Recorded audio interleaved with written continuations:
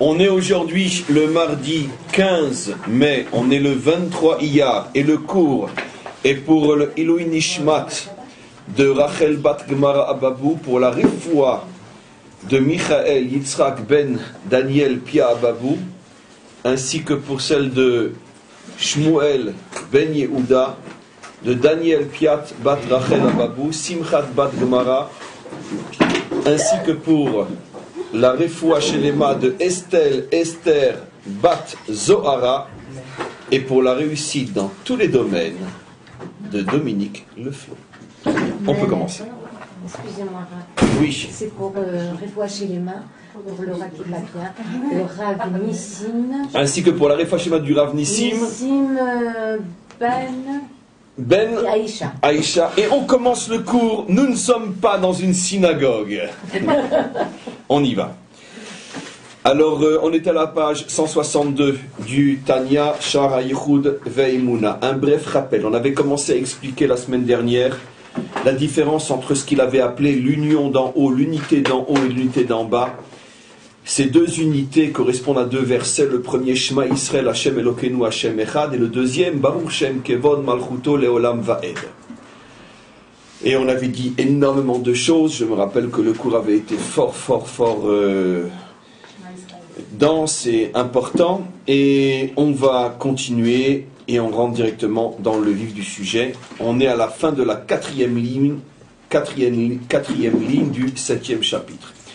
Ki ine sibat veta'am atzimtzum ve'esterase. Une fois de plus, il pose la question fondamentale. Pourquoi ce monde a-t-il été créé avec tellement de voiles, tellement d'obscurité, tellement de contractions qui nous empêchent de voir la lumière, de ressentir sa présence, d'avoir des signes de son action? Pourquoi tellement de voiles? Alors il pose la question, bien sûr, et il dit: Sibat veta'am atzimtzum ve'ester, la raison et la cause pour laquelle il y a toutes ces contractions et toutes ces obscurités, chez Istir ve'ilim akadosh boru et achayut shel haolamot, que volontairement, bien sûr, Hachem a choisi de créer un monde dans lequel la véritable source d'énergie du monde est complètement cachée, c'est-à-dire que le monde existe, mais il ne sait pas grâce à qui et comment il existe.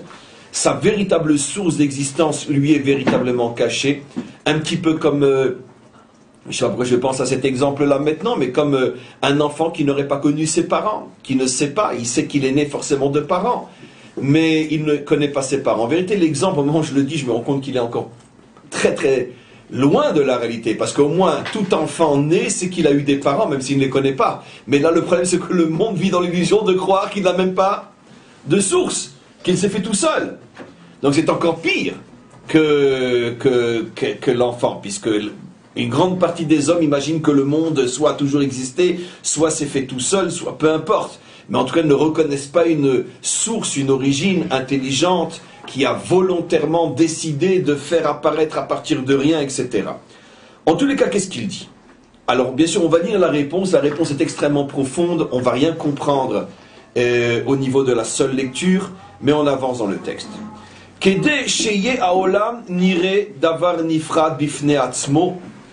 Hachem voulait que le monde puisse penser qu'il est sa propre autonomie, sa propre indépendance, bifne atzmo, atzmaout, sa propre indépendance, yom atzmaout, le jour d'indépendance. Dieu voulait effectivement créer un monde qui se sent indépendant. Et donc automatiquement, c'est le début de la réponse. Si le monde est constamment conscient de sa source, la source est tellement lumineuse, elle est tellement puissante, elle est tellement forte, que comment se sentir indépendant face à une source pareille? Et donc, comme c'était sa volonté, à ce moment-là, Kitachlit briyata olam, parce que si tu veux savoir quel est le but véritable de la création du monde, c'est-à-dire le fait que Dieu voulait un monde qui se sent, qui se croit indépendant, c'est une explication, mais ce n'est pas encore le but, puisque la question se pose. Et pourquoi veux-tu? Le cours va être très intéressant aujourd'hui, parce qu'il y a du bruit partout, mais c'est pas grave. Et donc, et pourquoi Hachem voulait-il que le monde soit indépendant? Pourquoi? Il y a forcément un but, alors il commence à expliquer. Bishvil, parce que Idgalut malchuto yidbarar, Hachem a créé ce monde pour y dévoiler sa royauté. Ne vous inquiétez pas, nous ne comprenons rien, et on continue. Et alors, il nous tient en haleine, et alors, en quoi le fait que tu veux dévoiler ta royauté suppose que tu mettes tellement de voiles dans ce monde? Arrêtons le texte ici, et posons la question évidente. Attends, je comprends pas. Tu veux dévoiler ta royauté dans ce monde, alors, et c'est pour ça que tu l'as créé avec tellement de voiles au point que personne ne te voit. Qu'est-ce que ça s'appelle ça en français? Un tour de Shra. D'accord, ben oui, un tour de Shra, pourquoi? Parce que, attends, tu veux aller à droite et tu pars à gauche. Pour pouvoir dévoiler ton royauté dans ce monde, c'est la raison pour laquelle tu l'as créé avec tellement de voiles. Mais alors, rien ne va se dévoiler. On continue, regardez ce qu'il dit. Le problème, c'est sur la définition du mot royauté, ou plutôt, je dois bien sûr au fur et à mesure traduire et moderniser le langage écrit il y a 300 ans, qui est écrit dans son langage à lui, et notre devoir à nous dans chaque génération, c'est d'actualiser le langage de la vérité, qui dans chaque génération est dit selon l'état d'esprit de la génération. Donc dans notre génération, le problème qui se pose, c'est finalement la définition de Malchut. Hachem voulait se dévoiler en tant que roi, et il voulait que la relation entre son monde et lui passe par la notion de royauté. Et donc, il explique. De'en melech belo am. Pour qu'il y ait roi, il faut qu'il y ait am. Que signifie am? Peuple. Pour qu'il y ait roi, il faut qu'il y ait peuple. On n'a toujours rien compris. Et enfin, il va expliquer.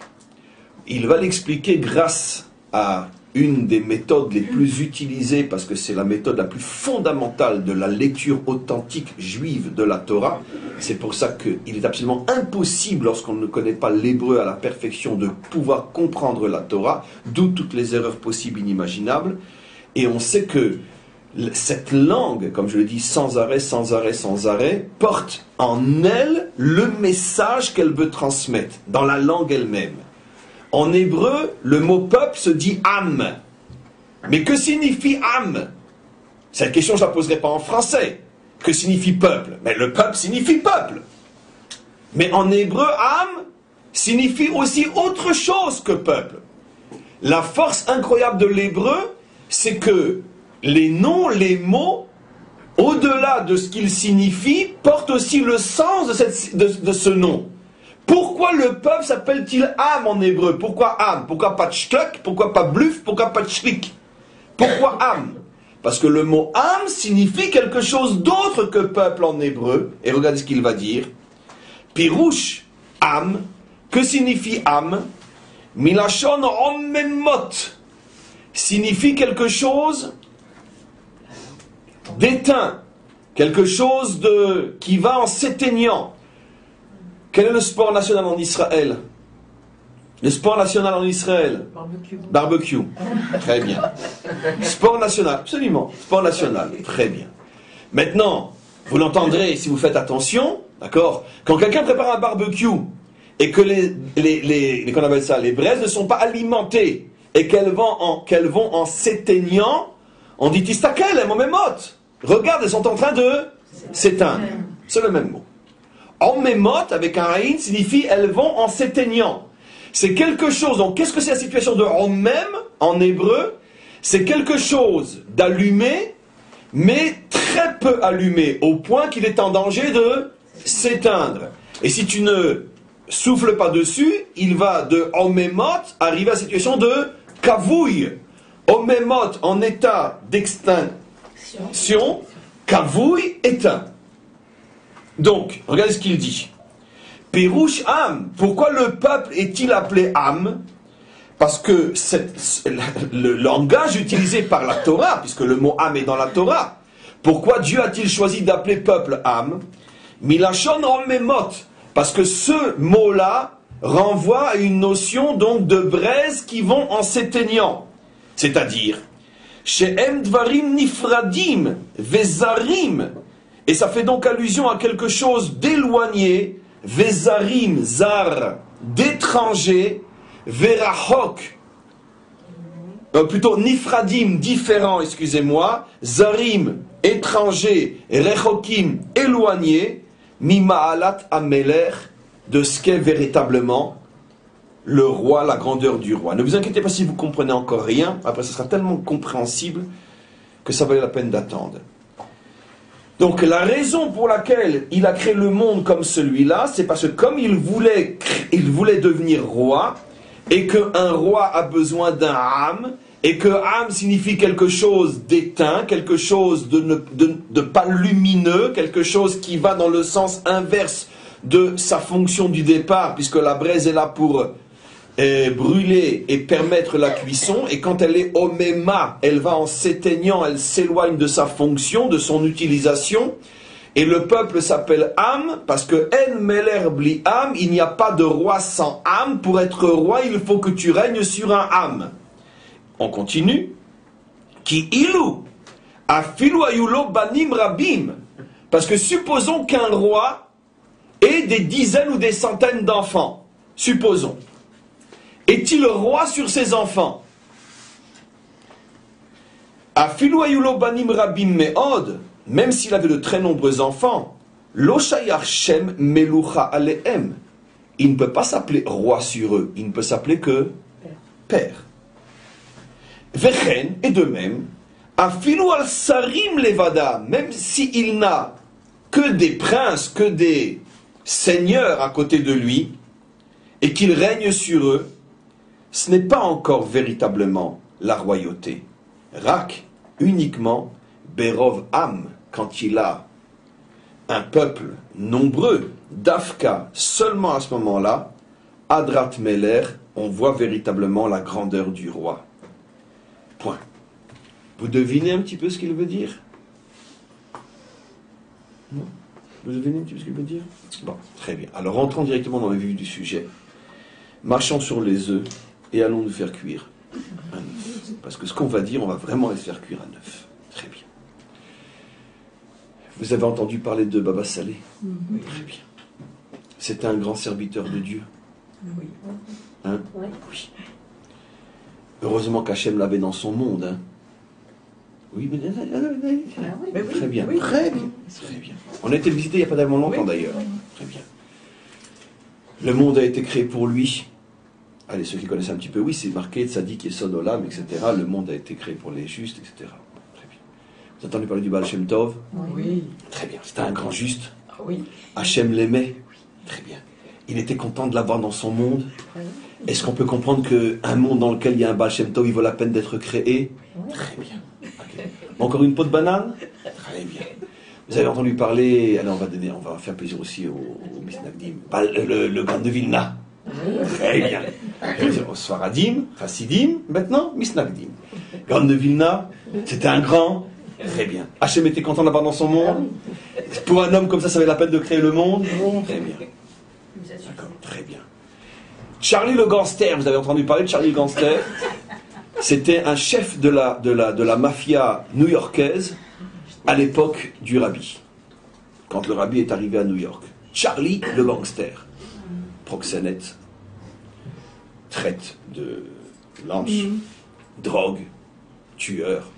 Mafia. Dans les années 50, la mafia, c'est la mafia. El Capone. Il y avait un Charlie là-bas. Très bien. Charlie, c'était un homme redoutable. Il vivait à Brooklyn. Mais tout le monde savait, on ne s'approche pas de Charlie. Et puis un jour, ses copains lui ont dit... Je racontais l'histoire, non? Jamais?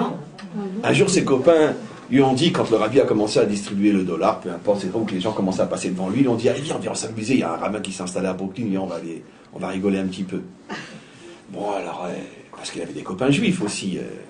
C'était la mafia juive, il y a la mafia sicilienne, la mafia italienne, la grosse mafia irlandaise, la plus redoutable. Non, à l'époque, c'était la mafia irlandaise. Et la mafia juive, il y en avait bien sûr une, pourquoi? On n'est pas les meilleurs, non? Et donc, ils y ont été. Et puis voilà que Charlie, il passe devant le rabbi. Le rabbi lui dit juste 2 mots, comment vous appelez-vous, etc. Et l'autre, il est bouleversé. Pas d'échange, pas de mots, ni rien, il est bouleversé. Et puis, il commence à entamer un grand retour intérieur. Et il se transforme. Allez, on doit régler les comptes avec un tel qui nous a... il faut le liquider. Non, écoutez, j'ai pas envie... allez viens, on va faire... Non, il commence à voir que... Tout le monde commence à comprendre que ce passage de quelques fractions de secondes devant le rabbi a commencé à changer sa vie. Et finalement, il a fait une véritable teshuva, autant que peut se faire. Je ne sais pas exactement comment il a fait avec tout ce qu'il avait volé, tout ce qu'il avait fait de mal. En tout cas, il est devenu un chassid. Il a tout laissé tomber. Et après ce passage de quelques secondes, et un jour, ses copains mafieux lui ont demandé, mais enfin, Maître Charlie, t'as perdu la tête, mais qu'est-ce qui t'est arrivé? Comment? Il t'a rien dit, il t'a rien demandé. Il a juste expliqué. Quand je suis passé devant lui, c'est la première fois dans ma vie qu'un homme m'a regardé sans voir en moi une crapule. Il m'a regardé comme un homme. J'avais oublié que j'étais un homme. J'ai vu dans ses yeux que j'étais un homme. J'ai fait des chouvas. C'est une histoire authentique. Hein. Authentique. La première fois dans sa vie qu'on le regardait comme un homme. Très souvent, un homme se comporte comme un animal parce qu'il a oublié qu'il est un homme. Mais comme on n'arrive pas à se voir soi-même, c'est des fois très important qu'un autre nous voie. C'est pour ça que la pire des choses, il n'y a pas pire que ça. Dans la hiérarchie, comme je l'ai expliqué des milliards de fois, dans la hiérarchie de la morale juive, la pire des choses, c'est le lachon hara. Pourquoi? Descendre quelqu'un avec ta bouche. Pourquoi? Pourquoi c'est la pire des choses? Parce que si tu le dis, si tu l'officialises, si tu mets une étiquette sur lui, partout où il va aller, il va se voir tel qu'on le voit, et tu lui fermes toutes les portes de la teshuva. Mais s'il voit quelqu'un qui a encore un petit peu confiance en lui, il va voir dans ses yeux un autre regard sur lui-même, et c'est peut-être comme ça qu'il va s'en sortir. Dans une relation humaine, parents, enfants, mari, femme, associés, amis, etc., des fois, on ne tient que sur le regard de l'autre. Comment tu vas me voir, tu décides de ma vie ou de ma mort. Parce que moi, c'est fini. J'arrive plus à me voir autrement que comme je me vois, parce que... Et je sais d'où je viens, je sais ce que j'ai fait, je sais ce que personne ne sait ce que je fais, en cachette, quand personne ne le voit. Moi, je sais qui je suis. Mais si toi, tu me vois aussi comme ça, alors sur quoi je vais me raccrocher? C'est comme ça que ce Charlie-là a changé. Donc, je ferme l'histoire. Revenons sur Charlie. Très bien. Alors, le monde, il a été créé pour le Baal Shem Tov, le monde, il a été créé pour le Gaon de Vilna, ou il a été créé pour Baba Salé? Tout le monde. Pas du tout pour Baba Salé. Pas du tout pour Baba Salé. Encore moins pour le Baal Shem Tov. Et certainement pas pour le Rabbi de Lubavitch. Ça y est. Liquidez le bonhomme. Très bien. Je prends un petit peu quand même. Un peu de café parce que... Mais pas du tout. Non. Le Balatania nous dit que le monde n'a pas été créé pour les justes. Il a été créé pour les tordus, pour les éteints. Pour ceux qui sont à deux doigts de s'éteindre complètement. C'est pour ça que le monde a été créé. C'est quoi le fait qu'un roi ne peut pas régner sur ses enfants? Dites-moi, décoder avec un minimum de connaissances, qui sont appelés les enfants de Dieu dans toute la Torah? Les justes, les tzadikim, ceux qui font la volonté d'Hachem. Partout, dans les psaumes, dans les prophètes, partout. À chaque fois qu'Israël fait la volonté d'Hachem, il est appelé Banim Atem l'Hachem Elokechem, vous êtes les enfants de Dieu. Le mot Banim n'est donné qu'à un juif ou aux juifs lorsqu'ils font la volonté d'Hachem. Mais lorsque Israël s'éloigne, on n'est pas appelé Banim à ce moment-là. On est appelé Am. Regardez. Rachi fait remarquer une chose extraordinaire. Dans toutes les grandes révoltes d'Israël dans le désert, à chaque fois on est appelé Am. Am. Et quand ça va bien, on est appelé généralement Banim. Banim, Atem, Lachem Elokrem, vous êtes les enfants d'Hachem. Ou bien on est appelé Ami, mon peuple, avec le petit Yud qui fait Sarele. Le petit Yud en hébreu qui fait Masara. D'accord? Yudele, mon Yuda, mon Yehuda. Sarah, c'est une étrangère. Sarele, c'est Masara. Comme une mère appelle sa fille. Ami, c'est mon peuple. C'est comme Banim. Mais quand c'est Am, c'est le peuple. Rashi fait remarquer qu'à chaque fois qu'Israël faute dans la Torah, la faute du Vaudor, la faute des explorateurs, peu importe, on l'appelle Am, le peuple. Donc le peuple fait allusion à quelque chose qui est une situation de faute. Banim fait allusion à une situation de connexion avec Hachem. Donc quand le Tanya dit ici, le monde a été créé pour que Hachem soit roi, et un roi ne peut pas régner sur ses enfants, car pour les enfants, il sera toujours lui le papa et eux les enfants. Décoder avec un minimum de clés, ça veut dire quoi? Le monde n'a pas été créé pour les justes, parce que les justes sont absolument incapables de réaliser le projet. C'est pas pour eux que le monde a été créé. Alors pour qui? Pour toi, le tordu qui râle du matin au soir, qui a mal ici, qui a mal là, c'est toi. Pour toi, le monde a été créé pour toi. Parce que toi, tu es âme. Ça veut dire que tu n'es pas une pierre qu'on ne peut pas allumer. Tu n'es pas non plus un feu qui fonctionne tout seul. C'est-à-dire, tu n'es pas une pierre qu'on ne peut pas allumer. Ça veut dire que tu n'es pas complètement éteint. Tu n'es pas non plus un feu qui brille de lui-même parce que le feu a tellement pris que la torche, elle est magnifique, elle n'a plus besoin d'être alimentée. Alors, tu n'es pas ni Baba Salé, ni le Baal Shem Tov. Tu es âme. Tu es entre les deux, mais plutôt du mauvais côté que du bon.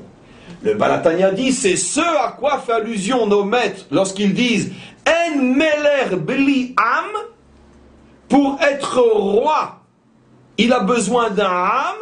Ça veut dire que Hachem a créé le monde pour se dévoiler à qui? À des justes, à des gens bien, à des gens qui font sa volonté, à des tordus. C'est ce que ça veut dire. Le problème, c'est que c'est extrêmement difficile, parce que alors, dès que je comprends Hachem et que je commence à me rapprocher de lui, je suis plus un âme, alors il veut plus de moi. Ben, disons que pour allumer, écoutez bien maintenant l'image jusqu'au bout, puisque c'est le complément direct de l'image qu'il nous suggère. Pour pouvoir réallumer et entretenir des braises qui sont en train de s'éteindre, qu'est-ce qu'il faut? Il faut du souffle, du rouard. Le rouard, qui c'est qui a le rouard? Qui c'est qui a le souffle? C'est Akadosh Baruch Hu, mais c'est les justes. Qui sont appelés effectivement ceux qui ont le rouard HaKodesh, bien sûr, à titre d'exemple. Ou bien comme dans des dizaines de versets, on voit que le rouard d'Hachem se déposait sur les justes. Verouar Hachem tzalcha al David. Verouar Hachem, à l'époque, avant qu'il ne vire, tzalcha al Shaoul. Verouar Hachem tzalcha al Shimshon. Tous les justes méritent de se connecter au rouard, ce qu'on pourrait appeler l'inspiration, mais qui est beaucoup plus fort que ça. Et le juste est connecté à ce rouard, et bien sûr pas pour lui, pour le diffuser. Donc à quoi sert le juste? Uniquement à faire passer le rouard. Mais quel est le réceptacle de ce rouard? Pour qui a-t-on besoin de ce rouard? Pour la braise qui est en train de s'éteindre. Et une fois que la braise est complètement rallumée, ben à la rigueur, on n'a plus besoin, elle, d'appliquer sur elle le rouard. Ce qui veut dire que les justes aussi, à qui ils servent? Posons la question d'une autre manière. Des justes qui vivraient entre eux avec des gens comme eux. Est-ce qu'ils servent à quelque chose? À rien. Puisqu'on ne fait plus du rouard sur une braise qui a pris. Ici, par cette image-là, nous sommes en train on pourrait dire, de toucher l'un des fondements de la chassidoute du Baal Shem Tov. Ici, on est vraiment dans la pile atomique de toute la Torah du Baal Shem Tov. Le monde a été créé pour les tordus, donc arrêtez de vous désespérer de penser que vous ne faites pas partie du projet et que le maître du monde ne s'intéresse pas à vous et qu'il ne s'intéresse qu'à l'élite spirituelle. C'est exactement le contraire qui est vrai. Vous comprenez que quand le Baal Shem Tov a commencé à dévoiler ces notions-là, dans son monde, en 100 ans, on l'a regardé comme un affreux révolutionnaire fouteur de trous pour ne pas être plus grossier. Et c'est pour ça qu'il s'est attiré toutes les foudres du monde ambiant. Je parle du monde juif ambiant. Comment? C'est pas pour nous qui étudions la Torah toute la journée que le monde a été créé. C'est quoi? C'est pour eux, pour ces paysans, pour ces qui... Non. Et puis en plus, non seulement il commence à mettre le phare de la création sur Tous ceux que l'on pensait être les hommes de seconde zone, ceux qui n'intéressent personne, qui sont là au plus pour servir les justes, et en plus, il dit aux justes, mais si vous vivez entre eux, et que vous soufflez toute la journée, vous vivez entre vous, vous soufflez toute la journée sur des braises déjà allumées, mais vous servez à quoi? On vous a donné le souffle uniquement pour allumer des braises qui sont en train de s'éteindre. L'application dans la vie de tous les jours. Comme j'ai souvent l'habitude de passer d'un sujet à un autre, apparemment c'est pas lié. On est tous des papas-mamans? Très bien. Ok. On a tous plusieurs enfants? Très bien. On a tous au moins un ou deux enfants qui ont poussé tout seuls, qui sont des merveilles, qui sont des D'accord? Donc on le voit, vous connaissez la blague de 3 mères tunisiennes qui se rencontrent. Non, pas celle que je raconte souvent. D'accord? La première, elle dit, moi mon fils, il est tellement riche, s'il veut, il peut acheter 10 gratte-ciel dans la 5e avenue. L'autre dit, qu'est-ce que tu parles, toi? Moi, mon fils, il est jeune, il peut acheter tous les gratte-ciel à la 5e avenue. La troisième, elle dit, mais arrêtez, qui vous dit que mon fils, il veut vendre? Ça, c'est une blague tunisienne. Elle est extraordinaire. Donc, évidemment que... Elle est magnifique. Ça aurait pu être aussi celle d'une mère polonaise. Mais tunisienne, c'est encore mieux. En tous les cas, évidemment que chacun a l'enfant qui possède déjà tout Manhattan. Depuis qu'il est né, pas d'histoire, il a grandi tout seul. Là où on rêvait qu'il aille, il est arrivé encore avant qu'on voulait qu'il y arrive. Il n'y a pas une famille où ça n'existe pas. Mais il n'y a pas aussi une famille où il n'y a pas le traînard, le chiant, D'accord. Celui qui... Surtout ne lui dis pas que tu veux qu'il aille à droite, parce que tu peux être sûr qu'il ira à gauche. Si tu veux qu'il aille à droite, dis-lui surtout, je t'en supplie, va à gauche. Seulement le jour il commence à comprendre, il dit, je vais ni à droite ni à gauche. C'est sûr.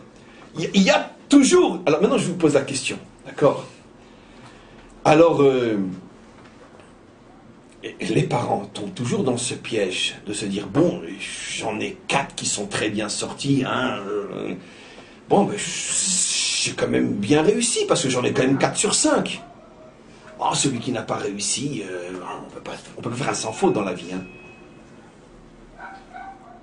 Ton âme n'est descendue sur terre que pour celui-là, pas pour les autres, que pour celui-là. Les autres, non. Parce que les autres, tu n'avais pas besoin de les éduquer, ils sont éduqués tout seuls. Que pour celui-là. L'application dans la vie de tous les jours, mais combien de fois je vous ai rapporté ce genre de message, mais c'est passé d'une autre manière. Le travail sur soi. On est tous des gens très très bien. Déjà tous ceux qui sont à secours, parce que sinon on n'y serait pas. Ça veut dire avec énormément de qualité. Mais on est tous aussi des gens qui avons quand même pas mal de défauts. D'accord ? Je le dis sincèrement, je pense qu'on a plus de qualité que de défauts. C'est sûr et certain. On a de gros défauts, mais on a beaucoup de qualités. Bon, si on fait après un jour, juste un jour avant 120 ans, un petit peu le bilan de notre vie, on va tous arriver à la conclusion que quoi? Que, bon, on a fait quand même énormément de choses bien. Bon, il y a des domaines dans lesquels ça n'a jamais marché. Bon, mais quand même, si on met les deux sur les deux balances, on va juger d'après la majorité. Et la majorité de ma vie, c'était quand même mieux que pas bien. Le maître du monde nous appelle, il dit, viens, je t'explique. Tu n'es descendu sur terre que, et uniquement que, pour réussir ce que toute ta vie tu as raté, en te disant, c'est pas grave, je réussis tellement mieux d'autres choses à côté. Et pourquoi? Parce que les autres choses que tu réussis, c'est des choses dont on t'a doté dès le départ, de qualité, de nature facile, d'intérêt, de passion. Tu n'étais pas descendu sur terre pour ça, puisque ça c'était facile. Tu n'es descendu sur terre que pour justement la grosse difficulté que tu n'as pas voulu véritablement prendre en main en te disant, mais il y a tellement d'autres choses que je réalise et que je réussis presque parfaitement à côté. Donc tu passes à côté de ton problème parce que tu es aveuglé par tout ce qui va bien autour. C'est pour ça que les gens qui ont de grandes qualités sont beaucoup plus en danger que ceux qui ont de beaucoup de grands défauts. Parce que ceux qui ont de grands défauts et qui sont honnêtes finiront par se prendre en main. Mais ceux qui ont beaucoup de grandes qualités et quelques petits défauts auront beaucoup plus de mal à se prendre en main. Pourquoi? Parce qu'ils sont aveuglés par la majorité de leurs grandes qualités. Mais ils ne se rendent pas compte que c'est pas pour ça qu'ils sont venus sur Terre. On est venu sur Terre, c'est le tikkun, on est venu sur Terre pour la réparation. Et donc pourquoi Hachem a créé le monde? Alors maintenant, puisqu'on est aussi un petit peu mystique, voyons ce qui se passe de l'autre côté du rideau. Sans remonter à la raison première, à la source première de ce que je vais vous expliquer maintenant. Mais on va plutôt affirmer les choses plutôt que de les démontrer ou d'expliquer le pourquoi. Parce que le pourquoi, ce n'est pas le sujet du cours aujourd'hui. Bien que le pourquoi, nous le connaissons aussi. Le maître du monde a à disposition des millions d'âmes. Mais dans ces millions d'âmes, avant qu'elles descendent sur terre, une grande majorité sont plus ou moins tordues, abîmées. Et il a une petite minorité, comme dit le Talmud, que Dieu a vu qu'il ne disposait que d'une toute petite minorité d'âmes plus ou moins parfaites, et il les fait descendre dans son monde qu'au fur et à mesure de ses besoins, au moment où il sait que cette âme-là doit être dans telle génération, parce qu'elle correspond au souffle de la génération. Comment on appelle en français le soufflet de la génération. Donc, il sait qu'il a que 10, 15, 20, 50, 100 âmes soufflées. Il ne va pas les faire descendre comme ça à n'importe quel moment. Par exemple, pour souffler sur des braises déjà allumées. Donc, dans les moments où il sait que son monde est en train de chavirer, de s'enfoncer, paf, une âme. Après la Shoah, si on n'avait pas eu, entre autres, un Rabbi Lubavitch ou d'autres, où on serait aujourd'hui? Donc, Hachem sait. Attention, il y aurait une génération où s'il n'y a pas 2 ou 3 ou 4 soufflets comme celui-là, mon peuple disparaît. Qu'est-ce qu'il a fait? Il attend. Et je pense, en me mettant un petit peu à sa place, que ce n'est pas l'envie qui le démange, le maître du monde, de les faire déjà descendre sur terre, c'est juste là. Mais il attend. Et quand tu vois une génération qui en a besoin, hop, il le fait descendre. Mais attention, ne te trompe pas, monsieur soufflet, hein. C'est pas pour toi que tu descends. Tu n'es qu'un soufflet. Mon monde, c'est pas toi, mon monde, c'est eux. C'est qui eux? C'est nous tous. Ça veut dire que dans ce réservoir d'âmes inimaginables, la majorité des âmes sont esquintées. Soit à cause de vie antérieure, soit à cause de la faute d'Adam Arishon, comme on le sait, où toutes les âmes étaient incluses en lui. Peu importe pourquoi. Ce n'est pas le sujet aujourd'hui. Et ce que le maître du monde veut, c'est que ces âmes-là se réparent. Et donc automatiquement, quand elles descendent dans ce monde-là, l'histoire, la génération, le monde, le projet, c'est qui? Le juste ou cette personne-là? Celui qui véritablement est intéressant et celui auquel véritablement Dieu s'intéresse, c'est le juste ou c'est moi? Je sais que si je le répète 150 milliards de fois, je n'aurais même pas commencé à m'attaquer à l'ombre de la muraille de béton qui se dresse entre nous et la compréhension de ce que je dis. Parce que dans la vie de tous les jours, 100% d'entre nous ne le ressentons pas. Quoi, moi, je suis le projet d'Hachem dans ce monde. Quoi, moi, véritablement moi, c'est très difficile à croire, parce que comment qui peut s'intéresser à moi? Mais justement, c'est ce que révèle le Baal Shem Tov, et c'est ce que le Baal Hatanya transmet, car ça c'est vraiment l'un des enseignements forts du Baal Shem Tov. C'est exactement le contraire qui est vrai. Il s'intéresse à toi, parce que toi tu es le projet. Alors maintenant, on va revenir à la question du départ. Pourquoi Hachem a créé un monde dans lequel il y a tellement d'obscurité, il y a tellement de voiles, il y a tellement ci, il y a tellement ça, etc. Est-ce qu'on a compris par rapport à ce que j'explique? Alors là, c'est encore plus complexe, bien que je vais le dire de manière très simple que ce que j'ai expliqué. Jusqu'à présent, ce que j'ai expliqué ne rend pas encore compte de ce qui a été le début de notre lecture. Ce que j'ai expliqué est que En Meler Bli Am signifie que ce sont précisément toutes les vies compliquées, toutes les vies dont on a l'impression qu'elles partent à la dérive, toutes ces vies à moitié éteintes sur le plan moral et spirituel. Ces vies-là sont le vrai projet d'Hachem. Ça, on l'a compris. Parce que c'est ça le fait d'être Meler. Meler, c'est d'avoir un âme, d'avoir une connexion entre le Meler et toutes ces âmes abîmées. Mais d'un autre côté, il a dit un petit peu plus que ce que j'explique. Il a dit que c'est aussi la raison pour laquelle le monde est tellement compliqué. Donc, sous-entendu, qu'est-ce qu'il veut dire? Pourquoi n'a-t-il pas créé un monde plus facile où ça serait plus facile de voir qu'il existe et de se coller à lui?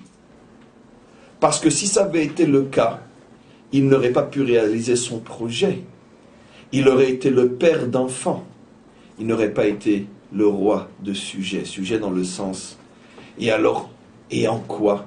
Pourquoi ne voudrait-il pas être le père d'enfants? Non, il ne veut pas être père. Il veut être mêlère. Ça veut dire, écoutez quoi? Vous savez quoi? Là, ce que je veux dire est très, très, très dangereux.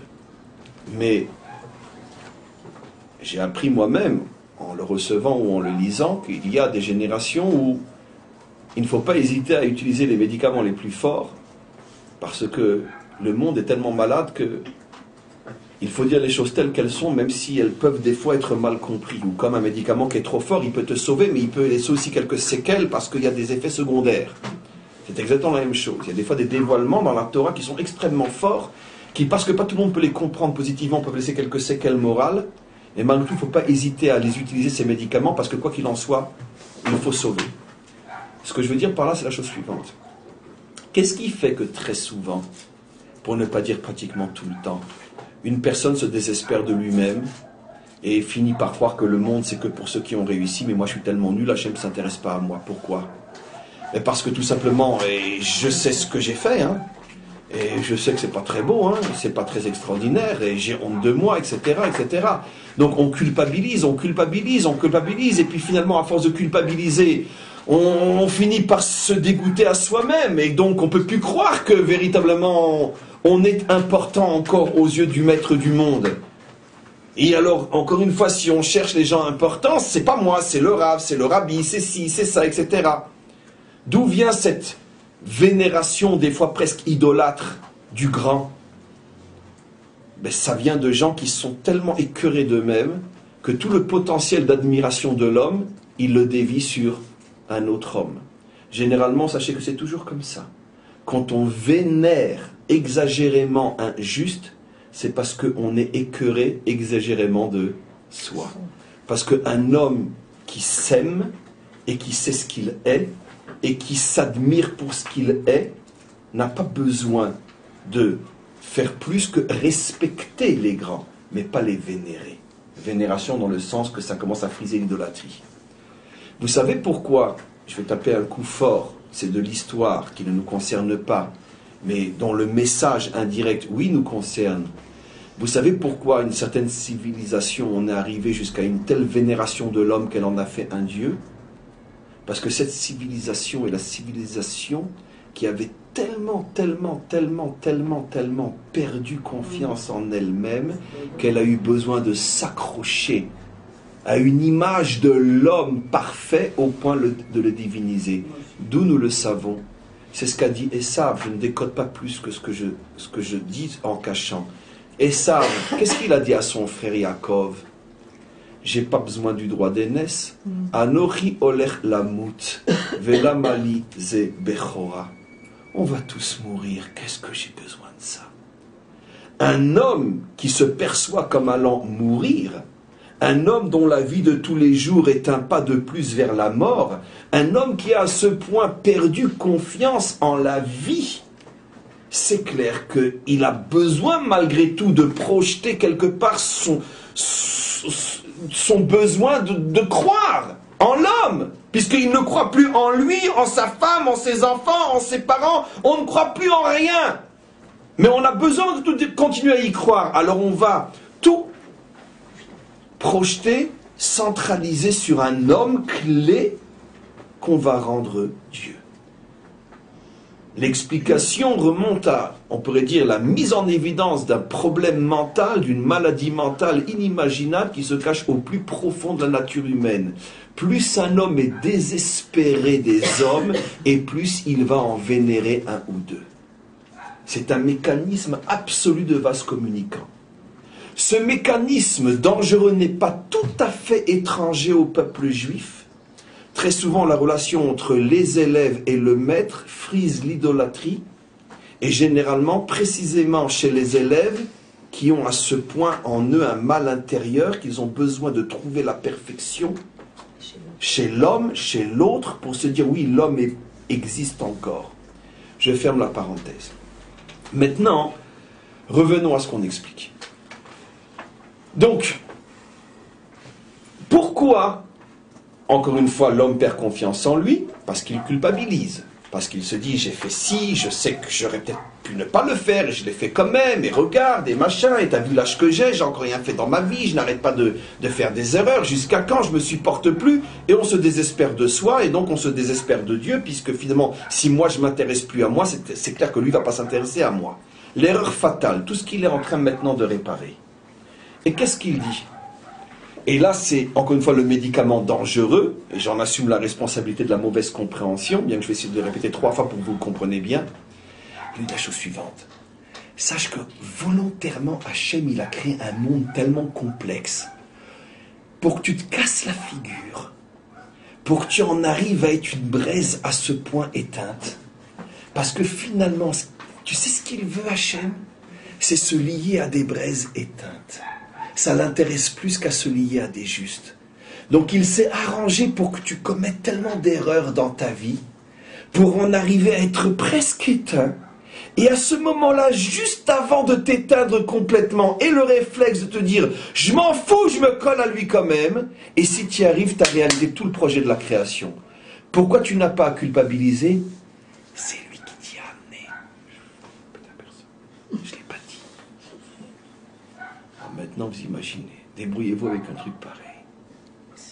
C'est lui qui t'y a amené. C'est pas de ma faute, c'est de sa faute. C'est pas de ma faute, c'est juste, c'est de sa faute, c'est pas juste. C'est pas de ma faute parce que fondamentalement, il l'a voulu. Et si on se pose la question, et pourquoi il l'a voulu? Et pourquoi il l'a voulu? Pourquoi? Ben, on va donner un exemple extrêmement simple. Prenez un diamant. Un beau diamant, un vrai diamant, très bien. Vous le mettez dans une super vitrine de la 5e avenue de Manhattan, d'accord? C'est clair que là, il est mis drôlement en évidence. C'est clair que la dernière chose qu'un mari a à faire, c'est passer avec sa femme devant cette vitrine. C'est évident. Très bien. Ok. Maintenant, prenez le même diamant, mettez-le sur une table, dans un endroit quelconque.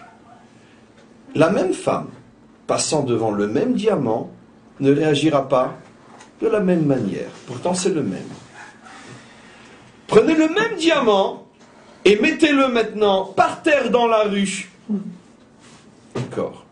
C'est évident que la même femme ne réagira pas de la même manière que quand il est sur la table, de façon que quand il est dans la vitrine, etc., etc. Prenez le même diamant, mettez-le dans un excrément. Je pense que si le mari dit « celui-là, je suis prêt à te l'offrir », c'est les derniers mots qu'il dira avant le divorce. Très bien.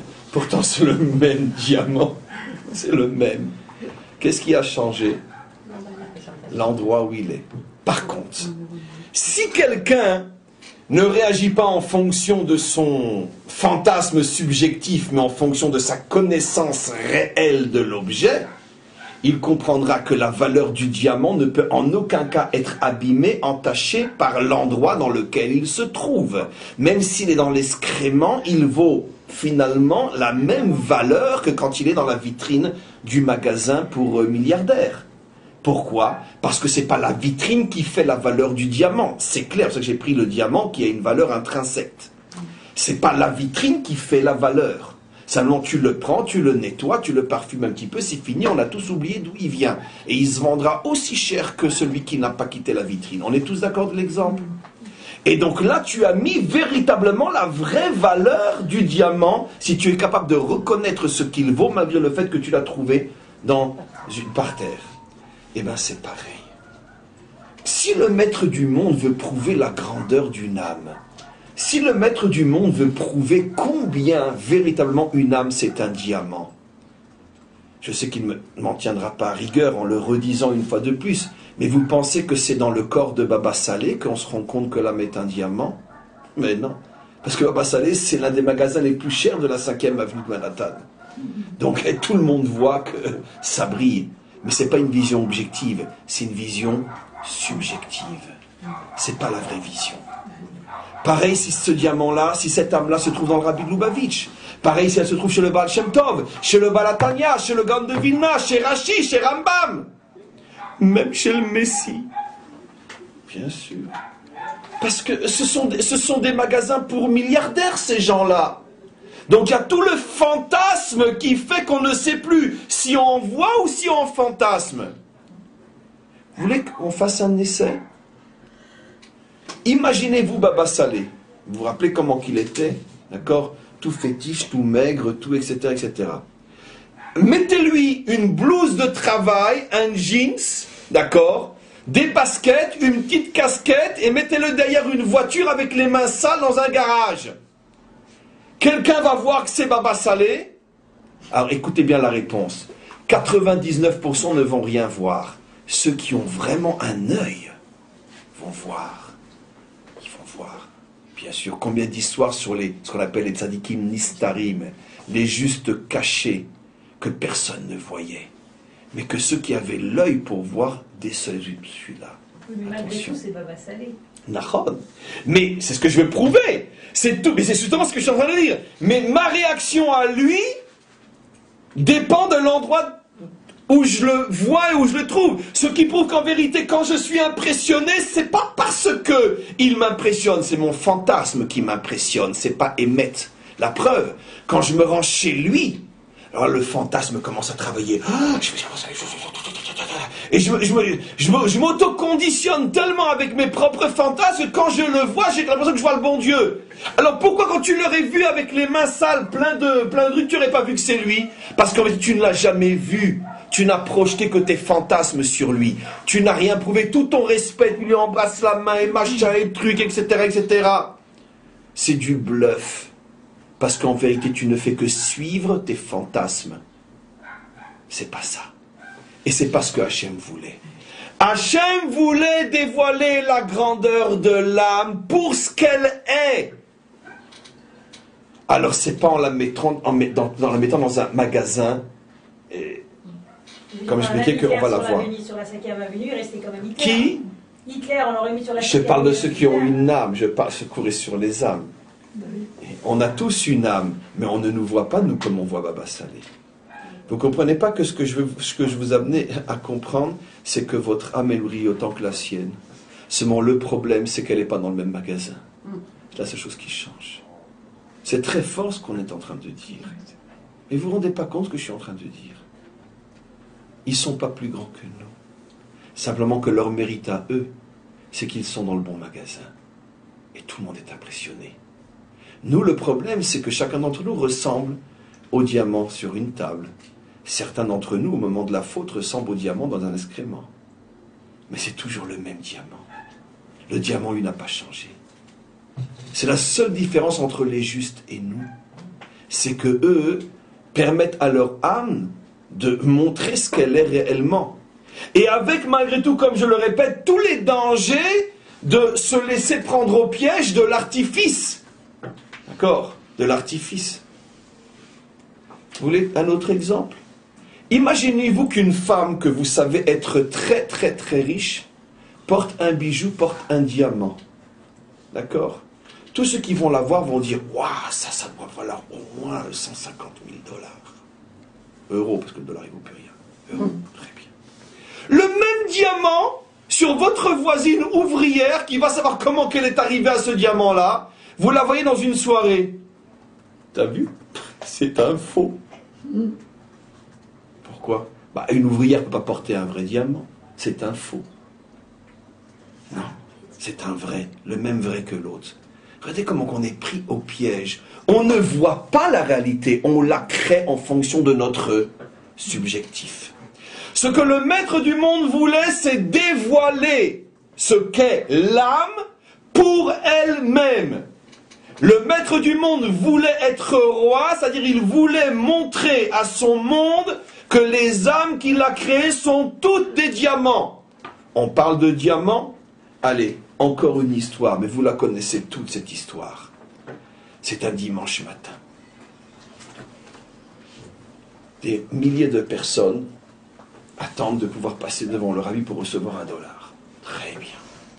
La queue commence déjà dans la rue. Et puis, dans ce tour qu'on attend, dans cette queue qui attend jusqu'à ce qu'on passe, ça peut dire, il faut dire 4 heures, 5 heures, 6 heures, 7 heures. Et il y a aussi des vieilles personnes qui savent ce qui les attend, donc qui viennent avec une petite chaise, et puis qui s'assoient. Dès que ça commence à avancer, replient la chaise et ils avancent. Les chaises de camping, etc. Et puis, il y a une vieille femme épuisée de 76 ou 80, etc., qui arrive. Et le rabbi en a déjà 90 à ce moment-là. Lui, c'est 14 heures qu'il se tient sur ses 2 jambes en refusant de s'accouder sur quoi que ce soit. Il n'a pas de petite chaise, il n'a rien. Et il distribue, et à chacun un petit sourire, tout ce que vous voulez. Très bien. Une parole, le même sourire. Il n'a pas bougé depuis 5 heures du matin. On est quand même déjà maintenant 6 heures ou 7 heures du soir. La vieille femme qui pourrait presque être sa fille, malgré son âge, arrive devant lui et lui dit mais comment vous faites pour rester comme ça, sans bouger? Il lui répond, quand on compte des diamants, on ne se fatigue jamais. C'est tout le cours d'aujourd'hui. On compte des diamants. Être capable de voir dans chaque personne qui passe devant toi un diamant. Ça, c'est la véritable grandeur d'un juste. Et effectivement, il ne se fatigue pas. Mais vous imaginez pas qu'il s'est fichu d'elle ou qu'il lui a donné une réponse comme ça. Il voyait vraiment en elle un diamant. Mais attends, il y a 5 minutes est passé devant toi un très grand yeshiva, C'était lui aussi un diamant, mais je ne fais que compter des diamants qui n'ont pas une valeur plus grande, moins grande les uns que les autres. Donc chaque diamant, pour moi, ça me tient en haleine de le compter lui aussi. Donc qu'est-ce que va faire le maître du monde? Le maître du monde veut nous apprendre à respecter l'humain, à comprendre sa grandeur infinie pour ce qu'il est dans son essence et pas forcément uniquement parce que malheureusement il montre. Parce que ce que nous montrons n'a rien à voir avec ce que nous sommes. Encore une fois, même dans l'excrément, le diamant n'a pas perdu de sa valeur. Et donc qu'est-ce que va faire le maître du monde? C'est ça tout le projet. Le projet est justement de créer un monde avec tellement d'erreurs fatales que l'on va tous commettre et dont nous ne sommes pas vraiment responsables. Parce que ça va permettre au monde de se trouver dans une situation où le diamant n'est plus dans la plus belle des vitrines de la 5e avenue. Et on va tous être plus ou moins ces dépotoirs dans lesquels le diamant est déposé. Et maintenant, le maître du monde dit, moi, maintenant, je veux être roi sur ça. C'est pourquoi? Parce que moi, je ne me désespère pas. Parce que moi, je connais la vérité. Alors maintenant, le sage authentique, qui peut être vous et moi, se dit la chose suivante. Mais maître du monde, si c'est toi qui as créé le monde pour être plus ou moins comme il est, et si toi, tu ne te désespères pas de ce monde au point que tu veux précisément sur ce monde être roi, c'est donc qu'apparemment, on ne voit pas vraiment la vérité, la réalité telle qu'elle est.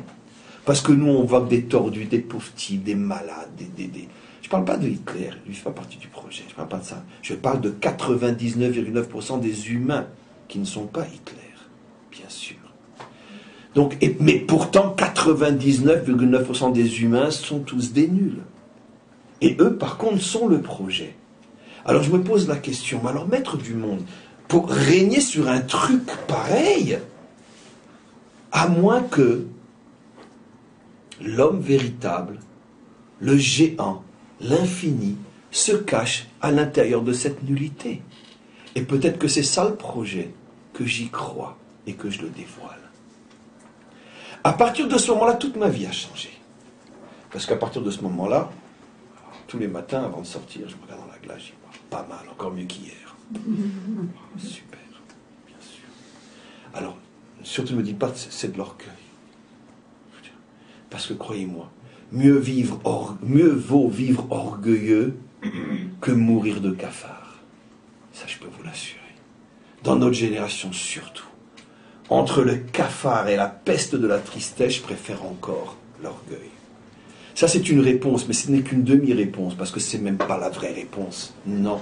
Avoir confiance en soi, s'aimer, s'apprécier, se faire confiance, se jeter des défis, se dire j'y arriverai, je suis le meilleur, j'en suis capable, c'est pour moi.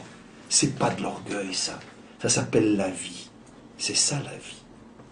Malheureusement, on nous a tellement empoisonnés depuis des millénaires avec cette foutue religion judéo-chrétienne qui est une supercherie inimaginable. C'est orgueilleux, ces trucs et machin, gna gna gna gna gna.